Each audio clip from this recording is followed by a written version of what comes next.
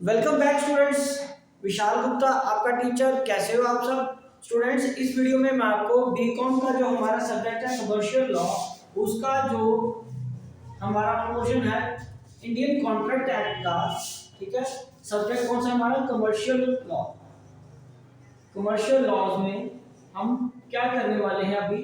The Indian Contract act, the Indian Contract act जो है उसका जो टॉपिक है वो कौन सा टॉपिक है हमारा इसमें? बेलमेंट एंड प्लेज वाला, ठीक है।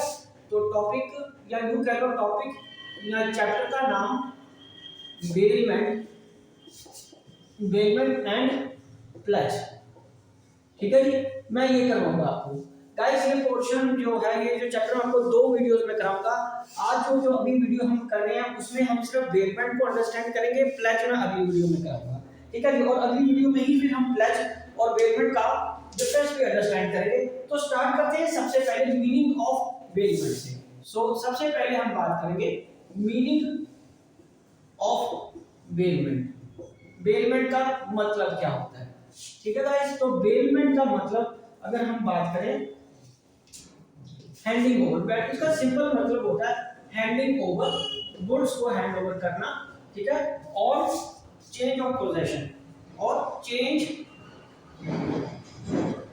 ऑफ पोजेशन, ये क्या होता है? बेलमेंट। इसको हम क्या बोलते हैं? बेलमेंट। तो इसकी जो प्रॉपर डेफिनेशन है वो as per section 148 of the Indian Contract Act, Indian Contract Act के हिसाब से क्या है इसकी जो डेफिनेशन है? Bailment is the delivery of goods by one person to another person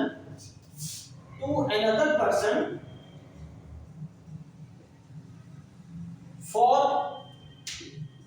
some purpose, किसी पर्पस के लिए जब कोई एक व्यक्ति दूसरे व्यक्ति को गुड्स देता है अपॉन ए कॉन्ट्रैक्ट, एक कॉन्ट्रैक्ट के under, upon a contract, right guys? that goods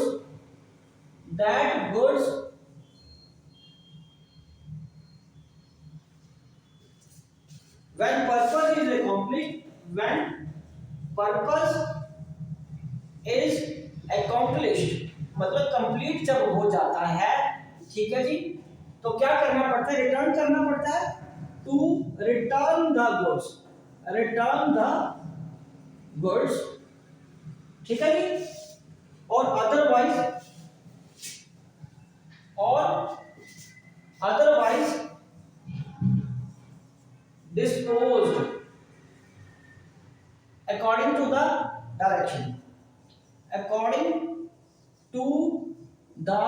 direction, ठीक है जी। तो ये हमारा मीनिंग बना। तो एक बार इसको दोबारा इसके मीनिंग को हम अंडरस्टैंड करते हैं कि बेलमेंट का मतलब क्या बनता है। बेलमेंट क्या होता है गाइस? बेलमेंट एक वो आइटम है, एक वो तरीका है जिसमें हम गुड्स को डिलीवर करते हैं। एक पर्सन दूसरे व्यक्ति को गुड्स डिलीवर करता है। फॉर एग्जांपल ये मान लीजिए कि घर में शादी है, तो आपने टेंट हाउस वालों से बर्तन मंगवाए हैं, तो दैट इज कॉल्ड बेलमेंट। बर्तन मतलब वो टेंट हाउस वाला आपके घर बर्तन देके गया, 100 प्लेट, 100 चम्मच, 100 कटोरियां, ये देके क्या सामान आपको। तो आपका जो फंक्शन जब कंप्लीट हो जाएगा तो आपको वो गुड्स उसको रिटर्न करनी है, या अगर वो कहेगी कि फला फला जगह पे पहुंचानी है तब आपको उस जगह पे पहुंचानी है। और वो एक कॉन्ट्रैक्ट होता है और उसके बदले में वो आपसे क्या लेता है? पैसे लेता है, सर्विस चार्जेस लेता है, जो उसको गुड्स आपने उसकी यूज की है, ठीक है। ये तो हमारी आगे बेलमेंट की डेफिनेशन, ठीक है जी। तो अब हम बात करेंगे इसमें कितनी पार्टीज होती हैं। तो ये बेलमेंट की डेफिनेशन आप लिख लो, ठीक है। अब हम आगे बात करते हैं इसकी। देयर आर टू पार्टीज, मतलब हम पार्टीज की बात करेंगे, दो पार्टीज होती हैं। एक होता है बेलर और दूसरा होता है बेली, राइट। ये दो पर्सन हो गए। तो ये डेफिनेशन आपने लिख ली, तो मैं इसको बता दूं, ठीक है जी। इसमें क्या आएगा, बेलर में, बेलर मतलब वो पर्सन हो गया वो डिलीवर्स द, जिसने गुड्स डिलीवर करी हैं वो कौन हो गया, बेलर। और बेली कौन हो गया, to whom goods have been delivered. तो ठीक है, तो जिसको गुड्स डिलीवर हुई है वो कौन हो गया, बेली। तो यहाँ पे बेलर मतलब the person who delivers the goods। ठीक है जी। फॉर एग्जाम्पल इस केस में जैसे मैंने एग्जाम्पल ली, टेंट हाउस वाला व्यक्ति जो आपको सामान दे रहा है यूज करने को आपके घर में फंक्शन के लिए, और बेली कौन है, the person to whom goods has been delivered। तो ये कौन हो गया, for example that particular house hold जिसने वो सामान उसका लिया है यूज करने को। ठीक है जी, तो ये कौन आ गया, बेली। अब हम इसके बाद बात करेंगे इसेंशियल्स ऑफ बेलमेंट। ठीक है, ये हो गया, नोट कर लिया आपने। चलिए अब हम इसके बाद डिस्कस करेंगे इसेंशियल एलिमेंट्स कौन से हैं बेलमेंट के। बड़ा ही इंटरेस्टिंग टॉपिक है ये और सिंपल भी है। ठीक है जी, इसेंशियल एलिमेंट्स ऑफ बेलमेंट। तो सबसे पहला क्या है, सबसे पहले है there must be a contract. There must be a contract. एक कॉन्ट्रैक्ट होना चाहिए दोनों के बीच में बेलमेंट में। ठीक है, it involves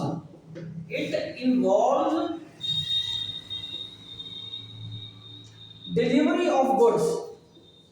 delivery of goods इसमें होनी चाहिए, of goods quite obvious. Delivery of goods है ओनली मूवेबल गुड्स, जो मूव की जा सकती हैं, movable goods and not but not cash. पर कैश नहीं, कैश तो बोलो मूवेबल है ना, बट नॉट कैश। कैश को मूव किया जा सकता है लेकिन वो एक व्यक्ति से दूसरे व्यक्ति को जब ट्रांसफर होगा वो बेलमेंट में कवर नहीं होगा। तो बेलमेंट में सिर्फ गुड्स ही डिलीवर की जाएगी, वो भी जो मूवेबल है। मूवेबल मतलब कि जैसे मैंने आपको एग्जांपल दी कि बर्तन मूवेबल है, फर्नीचर मूवेबल है। ओके, अब बिल्डिंग मूवेबल नहीं है। ओके, तो ये चीजें जब आप यूज करने के लिए लाए हो तो वो आपको एक पर्टिकुलर डेट के बाद लौटानी है। कैश बेलमेंट में कवर नहीं होगा चाहे वो मूवेबल भी है। ठीक है जी, चलिए आगे हम बात करेंगे डिलीवरी मस्ट बी एक्चुअल और कंस्ट्रक्टिव। एक्चुअल का मतलब क्या है, एक्चुअल में जब कोई फिजिकली चीज आप किसी को देते हो तो वो क्या कहलाएगा, डिलीवरी। और कंस्ट्रक्टिव डिलीवरी कैसे होगी, कंस्ट्रक्टिव डिलीवरी होगी जब आप किसी को मतलब गाड़ी की कीज पकड़ा देते हो तो अंडरस्टूड है कि आप उसको गाड़ी भी सौंप लो। गाड़ी उठा के तो हम उसके हाथ में नहीं रख सकते ना, ट्रक उठा के तो उसके हाथ में नहीं दे सकते, ले भाई ये ले ट्रक ले। तो हम क्या करते हैं, उसको कीज सौंपते हैं कि ये इतने दिनों के लिए आप ये सामान मतलब एक ये मूवेबल व्हीकल है इसको यूज कर सकते हो। ठीक है जी, तो गाइस ये क्या आ गया, एक्चुअल और कंस्ट्रक्टिव। ठीक है, चलो अब हम आगे बढ़ते हैं। इसके बाद पर्पस शैल बी एक्सप्रेस और इम्प्लाइड। किस पर्पस के लिए ले लो ये भी हमें पता होना चाहिए। पर्पस शैल बी एक्सप्रेस्ड और इम्प्लाइड या अंडरस्टैंडेबल होना चाहिए। पोजेशन ऑफ गुड्स चेंज होना चाहिए। पोजेशन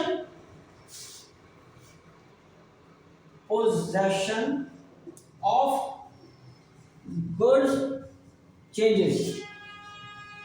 होना चाहिए। ठीक है जी, बेली। उसके बाद आगे मैं पॉइंट लिख रहा हूं, ये ऊपर वाले में मिटाना पड़ेगा। ठीक है जी, तो ये पॉइंट आप पहले नोट कर लिया बेटा। ये पहला पॉइंट आ गया, ये दूसरा आ गया, ये तीसरा आ गया, ये चौथा आ गया, ये पांचवा आ गया। तो गाइस आप इसको नोट कर लिया आपने। चलिए अब हम आगे बात करते हैं 6 पॉइंट की। ये 5 एलिमेंट तो इंपॉर्टेंट आपको नजर आ रहे। अब मैं 6 पॉइंट आपको लिख के दे रहा हूं। ये रहा 6 पॉइंट। 6 पॉइंट क्या कह रहा है, belly is obliged Bailey is obliged to return the goods. ठीक है जी। फिजिकली उसको गुड्स को अपना काम पूरा होने के बाद लौटाना पड़ेगा, राइट गाइस। तो ये हमारा आ गया इसेंशियल एलिमेंट्स ऑफ बेलमेंट। तो चलिए अब हम आगे जो पॉइंट्स हैं वो है कि कितने तरह के बेलमेंट हो सकती है। अब हम डिफरेंट टाइप्स या डिफरेंट फॉर्म्स ऑफ बेलमेंट को अंडरस्टैंड करेंगे, ठीक है गाइस। तो यहाँ पे मैं अब अगला जो हेडिंग आपके साथ डिस्कस करने जा रहा हूँ वो क्या है, डिफरेंट फॉर्म्स ऑफ बेलमेंट। तो गाइस इसमें सबसे पहले क्या आएगा, पहला पॉइंट है delivery of goods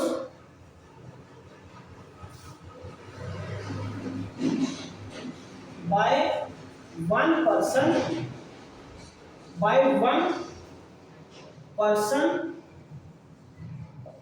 to another person,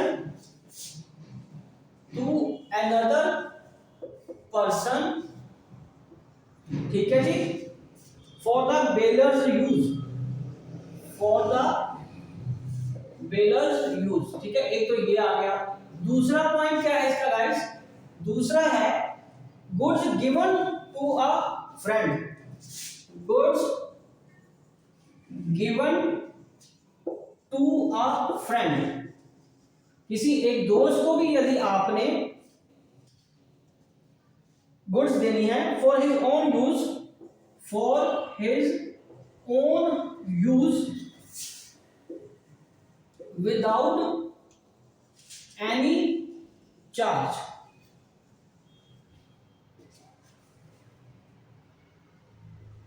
third ये क्या है, हायरिंग ऑफ गुड्स, जब आप किराए पे सामान लेते हो, हायरिंग ऑफ गुड्स, ठीक है जी। फोर्थ किस तरीके की बेलमेंट हो सकती है, delivery of goods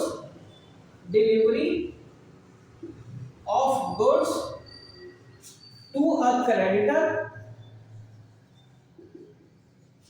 to serve as security of loan. मतलब जब हम बैंक में कोई अपना प्रॉपर्टी या कोई गोल्ड जमा कराते हैं लोन लेने के लिए, मतलब तो उसको क्या कहेंगे, वो भी गिरवी रखा हो ना हमने, तो वो क्या आएगा, बेलमेंट में ही आएगा। डिलीवरी ऑफ गुड्स, उसके बाद delivery of goods for repair के लिए यदि कोई चीज दी है वो भी बेलमेंट के अंदर आएगा। उसके बाद delivery of goods for carriage, मतलब एक जगह से दूसरी जगह पहुंचाने के लिए जब आपने ट्रांसपोर्ट एजेंसी का सहारा लिया है तो वो भी हम किस में कवर करते हैं, बेलमेंट में। तो गाइस ये सारे जो टॉपिक हैं ये किसके अंडर आएंगे, these are different forms of bailment. तो स्टूडेंट्स आप इस वीडियो को स्लो करके पॉज करके भी अपने नोट्स पूरे कर सकते हो। मैं कोशिश कर रहा हूँ कि आपको पूरा एक्सटेंसिवली समझा सकूं कि ये क्या होता है पूरा बेलमेंट वाला, ठीक है जी। तो चलिए अब आपको समझ आ गया। अब हम आगे बात करते हैं बेलमेंट और कितने तरह की हो सकती है। अब हम ये तो डिफरेंट फॉर्म्स आ गया, किस किस फॉर्म में ये हो सकती है। चलिए अब हम अगला टॉपिक है वो डिस्कस करेंगे बेलमेंट, ग्रेटिट्यूअस और नॉन ग्रेटिट्यूअस, ठीक है। चलिए तो अब हम यहां पे मैं लिख रहा हूं बेलमेंट दो तरीके की आ रही है, ग्रेटिट्यूअस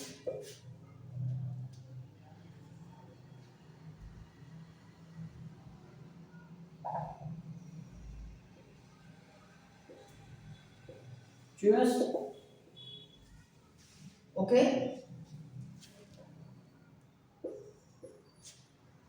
बेलमेंट ग्रेटिट्यूअस बेलमेंट मतलब free of charge, for free of charge, ठीक है। मतलब हम कोई पैसा नहीं ले रहे, सिर्फ किसी की मदद करें, फॉर नॉन ग्रेटिट्यूअस,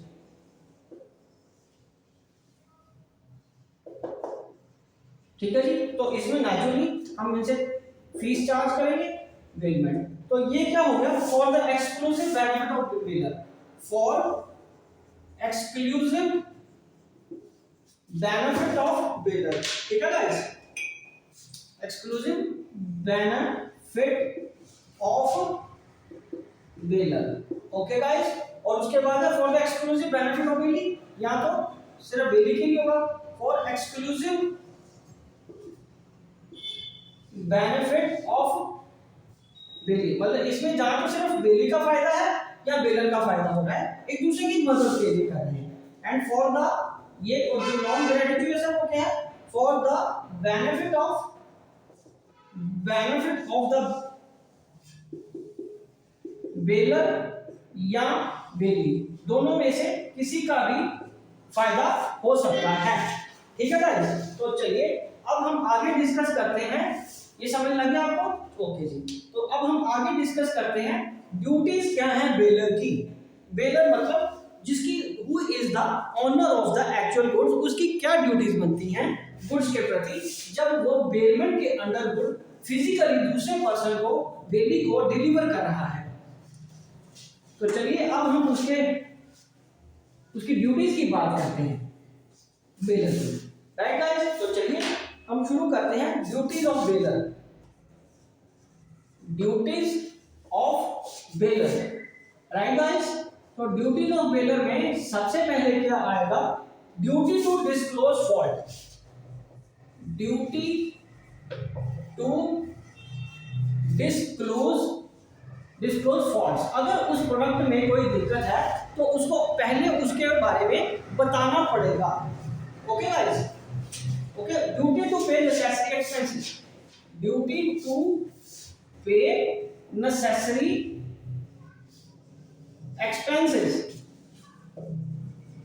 नेसेसरी एक्सपेंसेस जो उसको पे करने पड़ेंगे, ठीक है जी। और उसके बाद duty to indemnify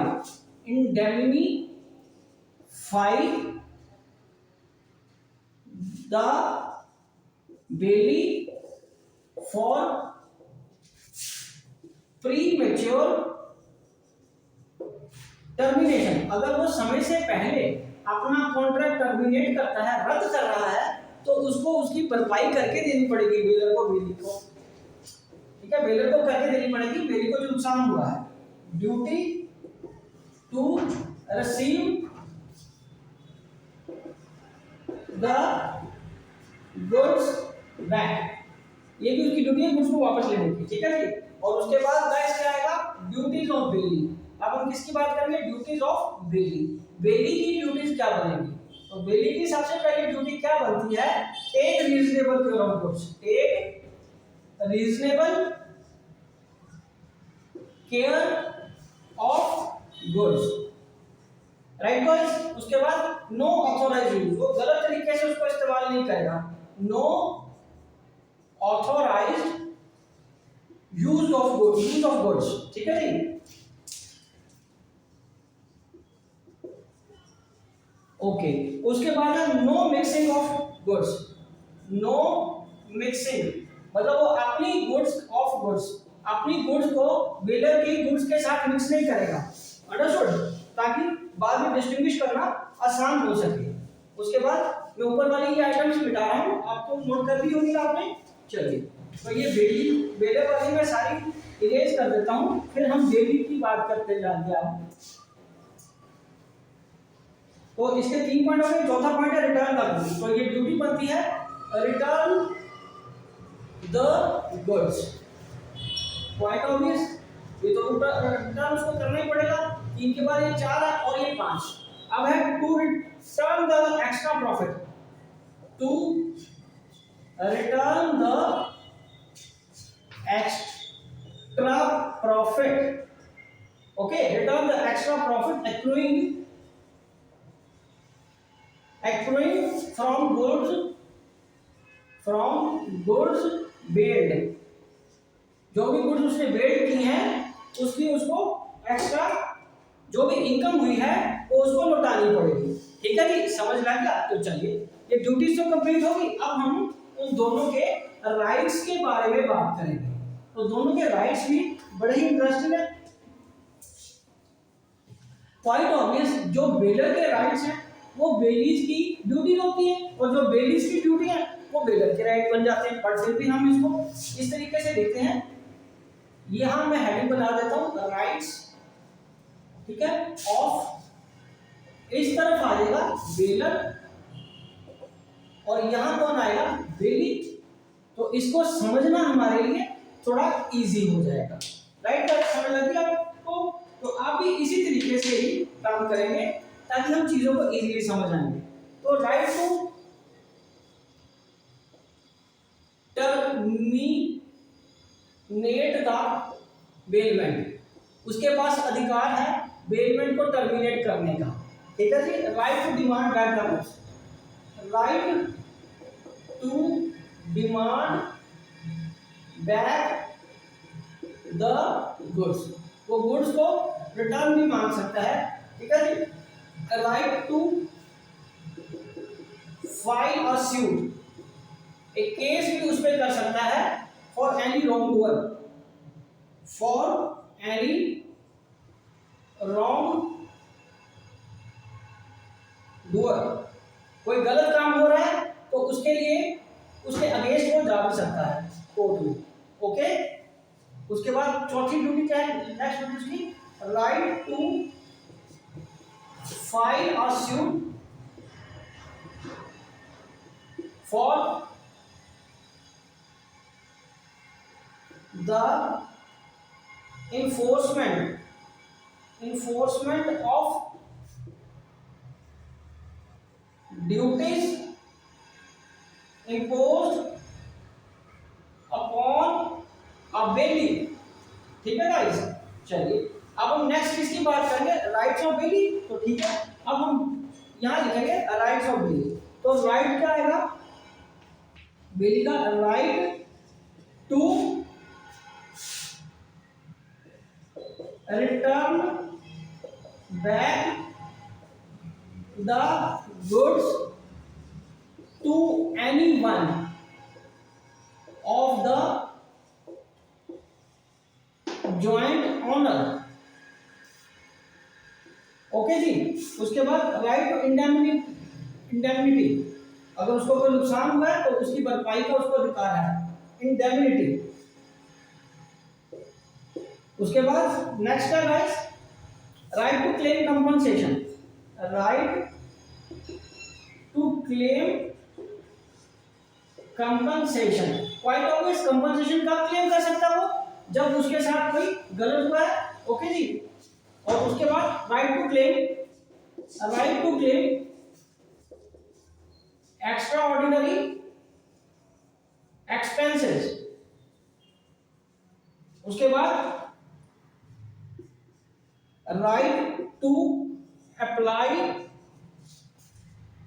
to court to decide about the goods, to decide the title of goods, कि किसकी गुड्स है वो भी उसके पास जाने का अधिकार है बेली को।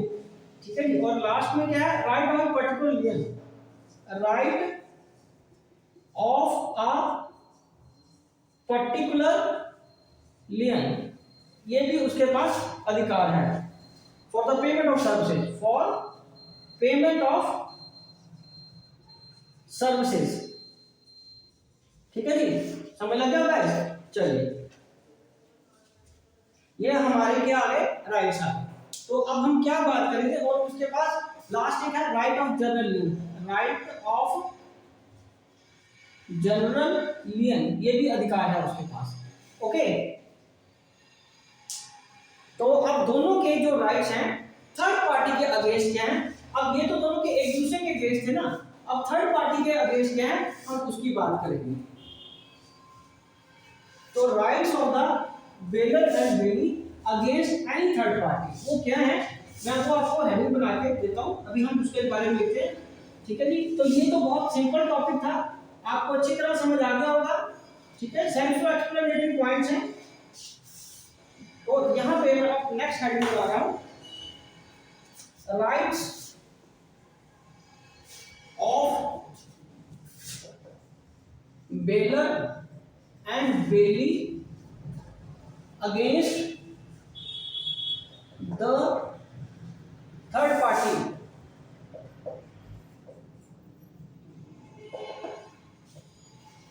थर्ड पार्टी के अगेंस्ट हम क्या राइट बनते हैं?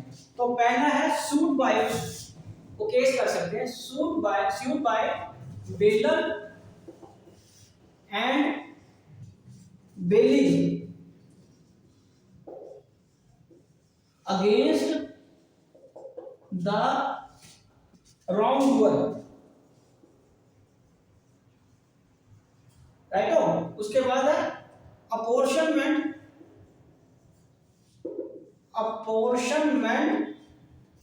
ऑफ रिलीफ और compensation obtained by such suit. तो जो उसके कंपनसेशन मिली है उसको को क्लेम करने का भी उनके पास अधिकार है। तो ये उनके अधिकार हैं बेलर और बेली के अगेंस्ट द थर्ड पार्टी। चलिए अब हम बात करते हैं टर्मिनेशन बेलमेंट की कैसे हो सकती है। टर्मिनेशन मतलब वो कॉन्ट्रैक्ट जो बेलमेंट वाला है कब खत्म होगा और ये कैसे खत्म हो सकता है, उसके कितने केसेस बन सकते हैं। ठीक है जी, अब हम उसकी बात करेंगे। तो यहां पे हेडिंग बनाएंगे termination of bailment, right guys, समझ लग गया आपको बेटे। चलिए termination of bailment on expiry, सबसे पहले on expiry of stipulated time, जो टाइम दिया था वो जब कंप्लीट हो गया तो उसके बाद आपको वो बेलमेंट वाला कॉन्ट्रैक्ट कैंसिल हो गया, आप सामान लौटाना पड़ेगा। उसके बाद फॉर द या ऑन द फुलफिलमेंट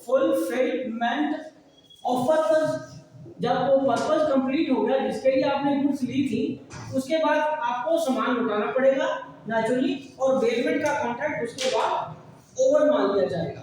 और उसके बाद बाय नोटिस देके एक दूसरे को, और उसके बाद नेचुरली इसके बाद बाय डेथ किसकी, दोनों में से किसी की डेथ पे भी, ठीक है जी,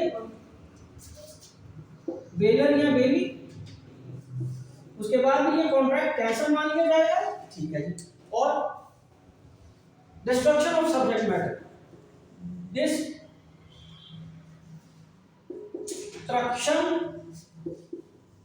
ऑफ सब्जेक्ट मैटर, उस सब्जेक्ट मैटर जिसकी बारे में बात हो रही थी वही जब खत्म हो गया तो बेलमेंट अपने आप टर्मिनेट मान ली जाएगी। ठीक है जी, ओके। अब हम किसकी बात करेंगे, फाइंडर ऑफ गुड्स। ठीक है जी, कि जिसको सामान मिला है, कोई लॉस्ट सामान मिला है, उस व्यक्ति के पास क्या ऑप्शन हो सकते हैं, that is known as bailment of goods. ठीक है, उसको हम क्या बोलेंगे, बेलमेंट के अंदर तो आएगा या नहीं आएगा, फाइंडर ऑफ गुड्स, उसके बारे में हमें अभी आपको बताता हूं। लेकिन फाइंडर ऑफ गुड्स के पास क्या ऑप्शंस अवेलेबल हैं, गुड्स, तो यहां लॉस्ट गुड्स भी लिखना जरूरी है। लॉस्ट गुड्स, जो सामान खो गया है उसके बारे में हमें क्या करना है। ठीक है जी, तो सबसे पहले हम उसकी बात करेंगे जो सामान खो गया, उसको मिला क्या, right of finder. Right of finder एक तरह का इंप्लाइड इक्वालिटी में आ गया ना, bailment of lost goods. Lost goods may sue for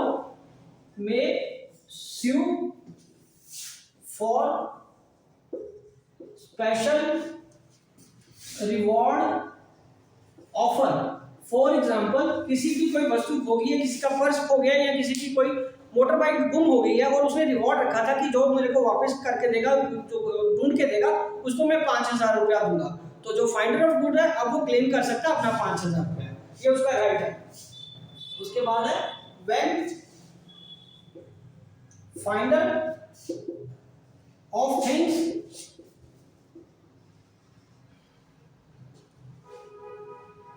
commonly, find of goods, things commonly of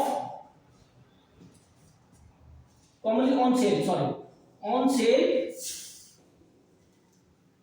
ठीक है, मे सेल इट, उसको बेचा भी जा सकता है। अब पता कि वो बेचने के लिए है तो फिर बेचनी पड़ेगी। If these are of perishable nature, अगर उसकी गुड्स की नेचर है पेरिशेबल, अब मान लो आपको किसी की कोई सब्जी, आलू मिल गए हैं, 10 किलो आलू का कोई बोरी छोड़ गया, कोई गुम होगी किसी की, आपको मिल गया, अंडरस्टूड है वो इतनी आलू या वेजिटेबल पेरिशेबल नेचर की, आपको अगर कंज्यूम नहीं कर सकते, ना ही उसको ढूंढ पा रहे हो, तो आपके पास राइट है उसको बेच के मनी रिकवर करने का, क्योंकि अदरवाइज तो वो खराब ही होनी है, ठीक है। तो पेरिशेबल गुड्स को ज्यादा दिन तक स्टोर नहीं किया जा सकता, ठीक है, तो उसके केस में क्या होगा, उसको बेचना पड़ेगा, क्योंकि अंडरस्टूड है कि वो सब्जी मंडी में गुम हुई है तो वो बेचने के लिए कोई लाया होगा या खरीदने के लिए कोई लाया होगा, तो वो बेच के उसको डिस्पोज किया जा सकता है। एंड या refuses to accept the goods, या बेलर या जिसका गुड्स है वो लेने से ही मना कर रहा है कि ये मेरी नहीं है, तो उस केस में बेली को या इस केस में फाइंडर को अधिकार है उस गुड्स को बेच के मनी रिकवर करने का, राइट हो। चलिए, तो अब हम आगे बात करेंगे जर्नल लियन और पर्टिकुलर लियन की, ठीक है जी। तो मैं ये पहले बता दूं, ठीक है, फिर हम बात करते हैं जर्नल लियन और पर्टिकुलर लियन की। गाइस, ऐसे जर्नल लियन और पर्टिकुलर लियन की जो डेफिनेशन है उसको समझना थोड़ा सा आपके लिए मुश्किल या कमरसम हो सकता है, लेकिन मैं आपको उसको कैसे कराऊंगा, डिफरेंस के फॉर्म में, ताकि दोनों का डिफरेंस भी समझ लग जाए और नेचुरली फिर आपको वो सेंटेंस भी याद हो जाएगा ये कैसे आएगा। तो एक तरफ मैं लिख रहा हूं जर्नल लियन, लियन का मतलब आपको पता ना अधिकार होता है, ठीक है, और ये क्या आ गया पर्टिकुलर लियन, पर्टिकुलर लियन। तो गाइस ये बहुत सिंपल तरीके से मैं आपको बताऊंगा।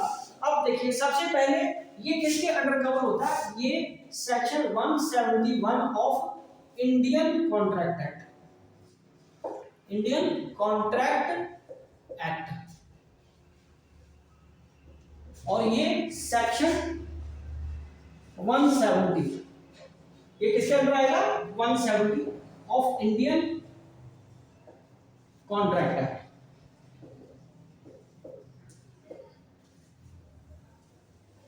ठीक है जी, समझ लग गया बच्चों, आपको समझ लग रही है ना आपको, वेरी गुड। चलो अब हम आगे बात करेंगे इसके दूसरे पॉइंट की कि जर्नल लियन का मतलब क्या होता है। So general lien implies the, general lien implies the right to keep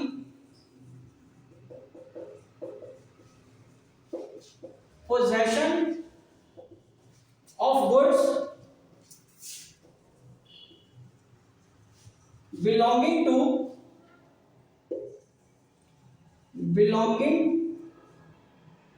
others, ठीक है जी, against general balance of account, against balance of account, ठीक है जी, इसके लिए वो रख सकता है जर्नल किसी का सामान। और दूसरा particular lien, particular lien implies a right of the bailey, ठीक है जी, to retain specific goods, to retain specific goods, एक पर्टिकुलर लियन की बात है, स्पेसिफिक गुड्स को वो रिटेन कर सकता है for non payment of, for non payment of amount, right हो, समझ लगी। चलिए, ये दो पॉइंट हो गए। उसके बाद तीसरा क्या है, it is recognised through contract, ये कॉन्ट्रैक्ट के थ्रू बनता है, और ये तो ऑटोमेटिकली अगर किसी के पैसे भी दोगे तो वो तो सामान रखेगा ही ना आपका, ऑटोमेटिकली, इसके लिए कुछ करने की जरूरत नहीं है। आप उसके साथ गलत करो वो तो अपना सामान आप रोकेगा ही ना, ठीक है। It can be exercise against goods, it can be exercised against goods even without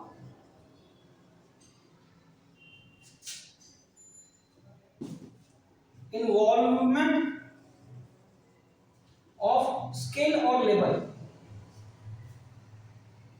और इस केस में क्या है, it comes to play only when some labor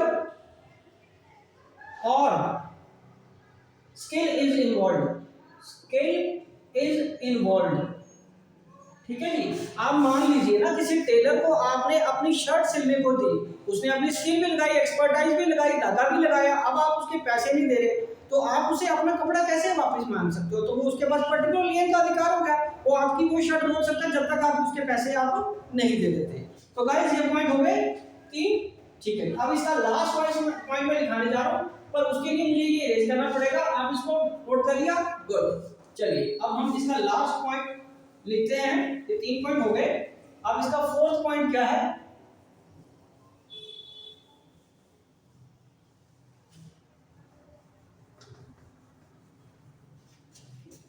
ये बात मैं एक बार बता दूं, फिर इसको लिखता हूं आपके लिए 4th पॉइंट, फिर उसके बाद ये टॉपिक कंप्लीट हो जाएगा।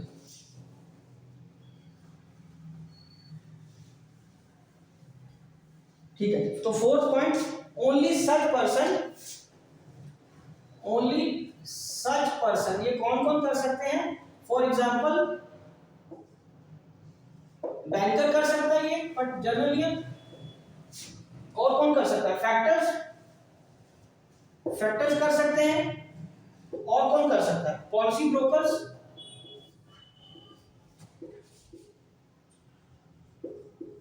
ठीक है जी, आर एंटाइटल्ड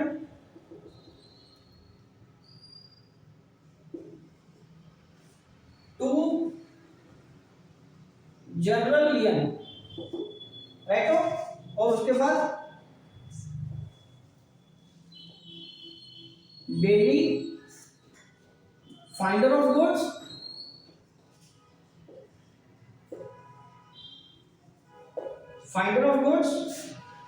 प्लेजी, और कौन है? Unpaid seller. अनपेड सेलर भी सामान रोक सकता है, पर्टिकुलर लिए लगा सकता है। Partners etcetera are entitled for particular lien, right guys. तो ये टॉपिक हमारा कंप्लीट हो गया। तो इसी के साथ मैं ये वीडियो भी कंक्लूड करता हूँ, और जो नेक्स्ट इसका टॉपिक है प्लेज वाला, वो हम नेक्स्ट वीडियो में करेंगे। ठीक है जी, विशिंग यू गुड लक।